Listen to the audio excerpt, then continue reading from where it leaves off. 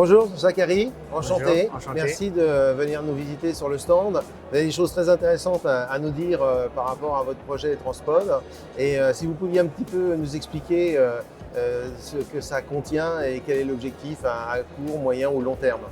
Oui, du coup, déjà merci de m'avoir accueilli. Welcome. Transpod, on est en train de développer un système de train sous vide. Donc, c'est un système de transport à ultra haute vitesse. Et quand je parle de ultra haute vitesse, c'est autour de 1000 km/h ou plus, ciblé pour les passagers et les fret. Donc, c'est pour faire les liaisons entre des moyennes ou longues distances d'une manière écologique au lieu de, ou pas forcément au lieu de, mais en complément des avions Bien sûr, ou des routes. c'est un moyen de transport complémentaire avec Ouais. tous les avantages que ça apporte.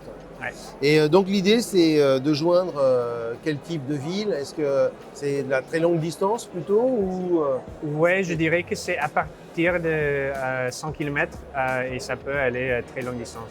Après, on ne va pas traverser les océans, mais tant que ça reste sur le même terre, on peut traverser des très longues distances. Donc, par exemple, on pourrait regarder une connexion plutôt courte comme Paris-Toulouse, Ouais. mais on pourrait aussi, pourquoi pas, regarder des connexions bien plus longues comme traverser l'Amérique du Nord, quelque chose comme ça. D'accord, ok. Donc en fait, vous êtes présent en France et j'ai cru comprendre que vous aviez une implantation d'expérimentation. Oui, donc on est en train de construire une ligne d'essai à Limoges, à Drou. Donc c'est un petit village juste à côté de Limoges.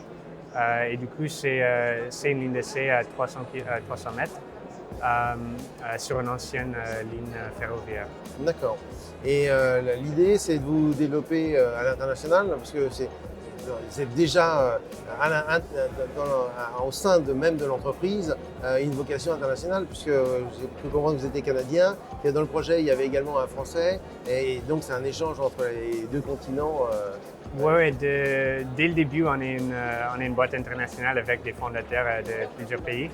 Et en fait, c'est un type de projet où il faut que ça soit international parce qu'il y a une limite d'endroits où c'est logique de faire ce genre d'implantation. Parce que surtout, on va cibler les endroits où il n'y a pas de bonnes alternatives. Bien sûr. Et du coup, par exemple, Paris-Marseille, il y a déjà le TGV. C'est pas aussi bien, mais c'est déjà suffisamment bien. Donc, on ne peut pas juste concentrer sur la France. Il faut aussi regarder le Canada où il n'y a pas de TGV, regarder le Moyen-Orient, les États-Unis et bien sûr en Europe aussi, mais c'est juste, on ne peut pas rester que concentré Bien sûr. sur un pays. Donc l'idée, c'est de trouver les lieux ou les distances entre chaque ville où il n'y a pas de transport qui sont rapides ou en tout cas optimisés. Et vous étudiez la possibilité d'intégrer ces liaisons-là. Exactement. Ouais, dans le futur, on pourrait peut-être faire les mêmes voies genre à côté de la TGV de Paris-Marseille. Mais pour commencer, on va concentrer sur les endroits où il n'y a sûr. pas de TGV, pas de manière écologique de faire le transport. Et comme ça, on est en train de développer là où il faut.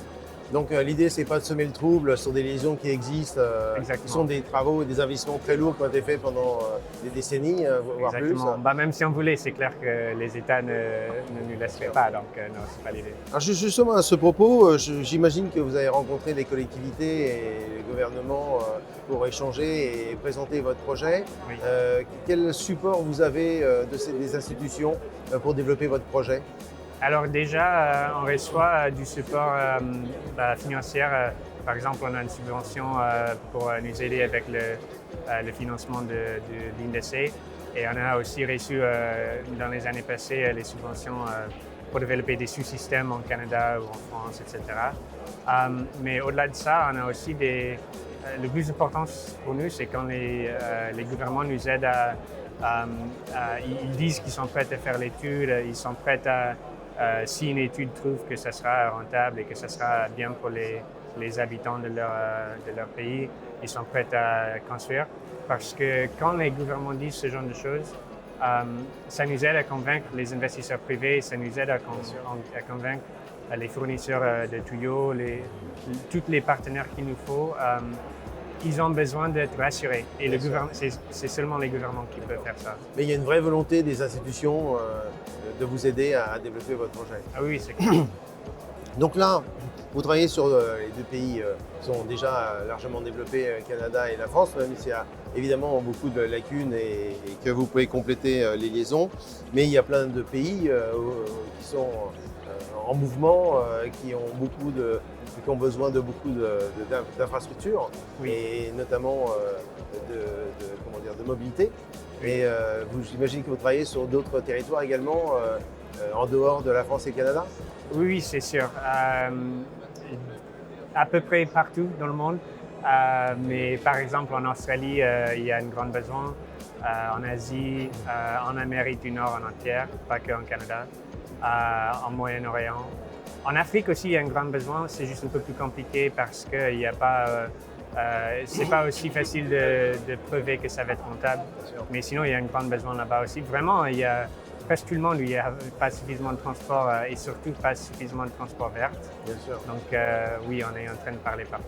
Et en termes de coûts, c'est des investissements qui sont assez lourds.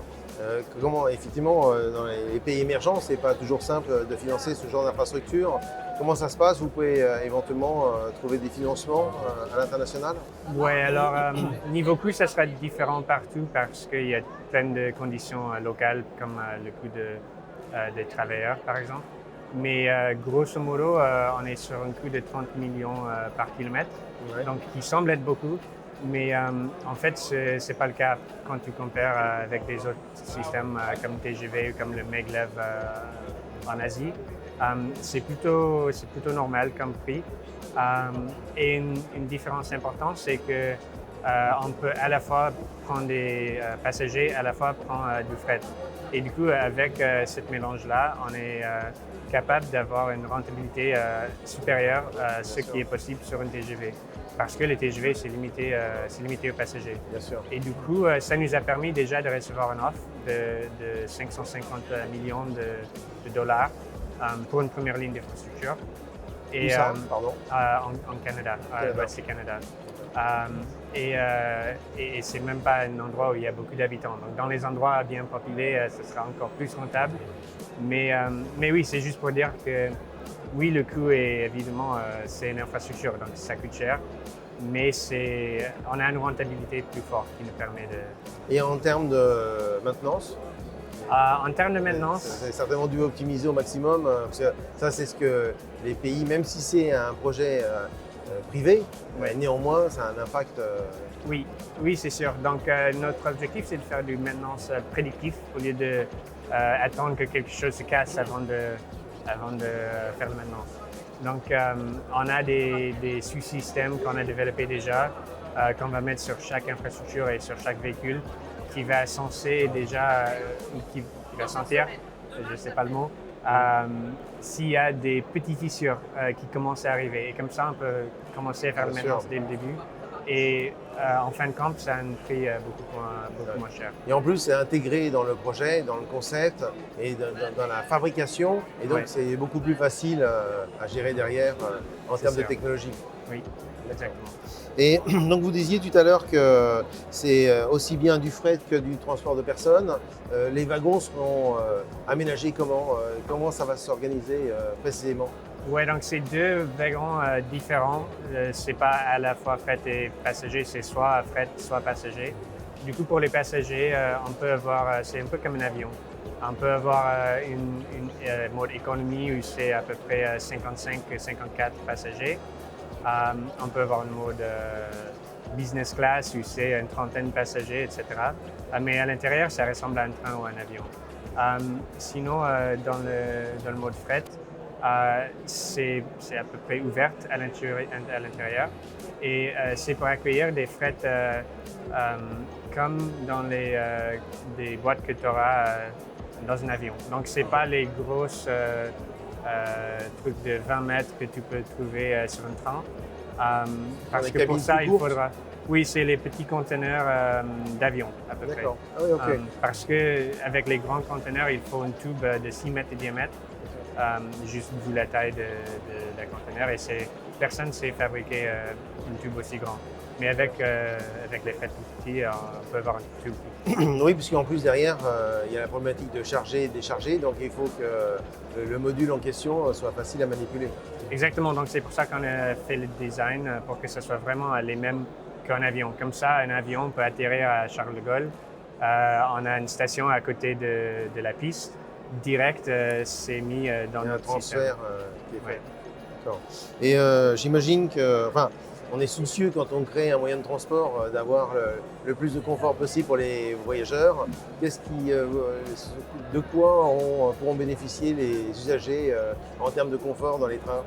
Alors, on a la chance d'avoir une super équipe de design. Du coup, vraiment, c'est un endroit où on est vraiment bien concentré. On a, par exemple, créé le design basique économie, où il y a assez de place au milieu pour une fauteuil roulant, ce qui n'est pas le cas, par exemple, dans un avion. Donc, c'est vraiment accessible aux gens, par exemple, qui ont besoin d'aide à bouger. Bien sûr. Il y a des sièges plus grands avec plus d'espace pour les jambes, par exemple. Et sinon, même dans le mode d'opération, notre idée, c'est d'avoir un véhicule qui part soit genre entre tous les 2 et 5 minutes. Donc vraiment, il y a un départ très souvent. Et comme ça, c'est pas une stress de j'ai mon avion à 13h05, il faut que je sois à l'aéroport à midi. Et genre, tu es vraiment stressé, tu peux louper l'avion. Si tu loupes celui à 13h05, il y aura une prochaine à 13h08. Et sinon, à 13h11. Il y a beaucoup de passages. Ouais. Donc, il y a beaucoup de passages qui facilitent et qui déstressent un peu. Bien sûr, ça c'est une question de confiance aussi de l'usager par rapport au mode de transport. Exactement. On rencontre des problèmes qu'on rencontre de temps en temps. Et alors, donc, derrière, il y a toute une infrastructure qui permet de gérer aussi les départs, les arrivées. Sur la voie aussi, il y aura certainement des stations intermédiaires, non? Je ne sais pas, ou ce sera uniquement d'un point A à un point B? Non, ça ne marchera pas. Bah, ça pourrait marcher, mais non, c'est clair que ce sera mieux pour le pays s'il y a plusieurs stations intermédiaires. Mais c'est un peu l'équivalent, enfin, on peut comparer le métro au RER en termes de distance entre chaque station et proportionnellement à la distance que vous prévoyez entre chaque point. Oui, en fait, on utilise parfois la phrase qu'on essaie de créer un système de métro, mais national. Donc, c'est le même mode d'opération que le métro. Il y a des départs tous les quelques minutes, il y a plein de stations, il y a un vrai réseau de stations. Mais c'est à une échelle du pays au lieu de dans une ville. Alors, je reviens sur la partie confort. Les usagers ont quand même plein de problèmes à traiter et il faut qu'on leur trouve des solutions et il faut que ces solutions soient viables et voire même au-delà agréables. Et donc, en termes d'aménagement à l'intérieur des wagons, il y aura donc suffisamment d'espace pour faire circuler une chaise roulante, mais on pourra avoir le Wi-Fi, il y aura un peu de restauration. Enfin, même si l'idée, c'est d'aller le plus vite possible d'un point A à un point B, malgré tout, tous les services qui peuvent être proposés à l'intérieur des wagons peuvent être intéressants pour les usagers. Oui, toutes les choses basiques, Wi-Fi, restauration, toilettes, il y a tout ça. Parfois, les gens, ils ont l'image que, OK, ça va rouler très vite, ça va rouler à 1200. Et du coup, je vais pas... 1200 km/h. Hein. 1200 km/h. Et du coup, je ne vais pas pouvoir avoir un café parce que ça va tomber. Mais en fait, ce n'est pas avec la vitesse que les choses tombent, c'est avec une accélération. Mais une fois que la vitesse est plutôt stable, tu peux te balader dans le véhicule comme tu veux, comme dans un avion. Bien sûr. Et du coup, oui, il n'y aura aucun souci de se restaurer ou tout ça. Parce qu'on est d'accord, c'est de la substantation, donc on n'a pas l'impact qu'on peut avoir dans un wagon qui est sur des rails, avec parfois les chocs qu'il peut y avoir. Oui, et une précision très importante, c'est que c'est les substantations actives, les passifs. On a quelques concurrents qui font des systèmes passifs, mais du coup, ça veut dire que si jamais le tube, il y a une petite bosse, il y a toujours le même niveau de sustentation et du coup, le véhicule va prendre le boss. Mais nous, Il va absorber peut-être? ça va absorber par les joints dans les bras qui contiennent Ah, je comprends. les D'accord. magnets. Et du coup, comme ça, c'est vraiment Donc, c'est très plat pour les Il y a une passagers. suspension mécanique en plus de la sustentation qu'on connaît qui apporte une relative flexibilité. Exactement. Et chaque véhicule est en train de parler au prochain véhicule pour dire attention, il y a une bosse ici. Donc, D'accord. quand vous arrivez ici, faites ça avec le magnet. Comme ça, c'est vraiment un voyage tranquille pour les passagers. Je comprends, parfait. Et alors donc, c'est un projet très ambitieux. Votre objectif, c'est d'avoir... Alors, il y a déjà une ligne qui existe au Canada, c'est ça? On est en train de le développer. D'accord. Oui. Alors, en train de la développer, c'est-à-dire, vous êtes à quelle échéance de mettre en place les voyages? Donc, on a déjà une proposition de finance pour la première partie du projet. Et la première partie, c'est une liaison de 10 km entre l'aéroport de Edmonton et la ville. D'accord. Et ça, on traite un peu comme notre dernière ligne d'essai. Parce que c'est à échelle 1 Bien sûr. et on peut atteindre les très hautes vitesses déjà dans 10 km. Donc, on est en train de faire maintenant tous les pré-travaux. Donc, avoir accès au terrain, avoir les permis de construire, finaliser l'estimation du coût, etc. Avec l'objectif de démarrer les constructions en 2025 pour pouvoir commencer les opérations en 2027. Donc, il reste quand même peu de temps avant que ça soit réalisé. Bien sûr. Donc en fait, à chaque fois, entre le moment où vous avez l'accord au lancement du projet et le moment où vous livrez les wagons pour qu'ils puissent voyager, il y a environ 5 ans. Environ 5 ans entre maintenant et le moment où ça soit certifié par un gouvernement de transport. D'accord. Et après, on peut commencer à faire les petits trajets de 10 km entre D'accord. Edmonton et son aéroport. Et après, on va construire 300 km entre Edmonton et sa prochaine ville qui est Calgary. Ça, il faudra environ 9 ou 10 ans, je dirais. D'accord. Mais en revanche, alors c'est certainement un premier projet plus vraiment expérimental, puisque les expérimentations, vous les avez déjà faites. Cependant, il va falloir à un moment ou à un autre, dans la mise en pratique de ces liaisons, relever un certain nombre de problématiques éventuelles qui peuvent se poser et les régler avant de pouvoir lancer un nouveau projet. C'est Ouais. un peu ça cette étape, c'est une dernière phase d'expérimentation peut-être avant le fait de pouvoir dupliquer le projet dans d'autres lieux. Oui, c'est ça l'étape de 2027-2028. C'est une fois que les 10 km sont construits, on va faire plein de tests sur cette petite 10 km D'accord. pour être sûr que c'est sécure pour les passagers, qu'il n'y a pas, oui, pour vraiment résoudre tout problème avant de construire 300 km et vraiment mettre en place le système. D'accord. Mais plus vous allez avancer dans les projets, dans la mise en pratique et la conception de ces lignes, plus vous pourrez faire, à mon avis, des constructions, des projets dans des durées beaucoup plus courtes. Oui, c'est clair que chaque construction, ça va prendre un peu moins de temps. Après, ça dépend des distances, ça dépend plein de facteurs. Bien sûr. Mais le premier projet, ça va prendre plus de temps parce qu'il y a la phase de test, il y a la phase de on va juste faire 10 km au lieu de tout faire à la fois. Donc, le prochain projet, ça sera plus vite que le premier. Et donc, si aujourd'hui vous avez des marques d'intérêt dans d'autres villes, d'autres pays, d'autres villes, vous pouvez de façon concomitante lancer d'autres projets. Oui, parce qu'on n'est pas constructeur nous-mêmes. On va embaucher des partenaires comme Veolia, par exemple, ou je ne sais pas, la SAD. Non, la SAD nous aide beaucoup à Drou. Et du coup, on a assez de ressources. Il faut juste embaucher les partenaires. Bien sûr. Donc, on peut faire, et l'idée, c'est de faire plusieurs projets à la fois. D'ailleurs, les partenaires peuvent vous accompagner dans les implantations dans d'autres pays éventuellement s'il n'y a pas de concurrent local, parce que j'imagine que tout le monde essaie de faire travailler ses entreprises dans chaque pays. Oui, Et c'est vous ça. pouvez avoir un accompagnement de développement. On peut le voir et on a Intéressant. déjà eu, on a des partenaires qui nous ont accompagnés déjà depuis 2016-2017 qui, depuis ça, créer une boîte, une filiale au Canada, par exemple, pour nous accompagner là-bas. Oui, on a des partenaires qui nous suivent déjà. D'accord.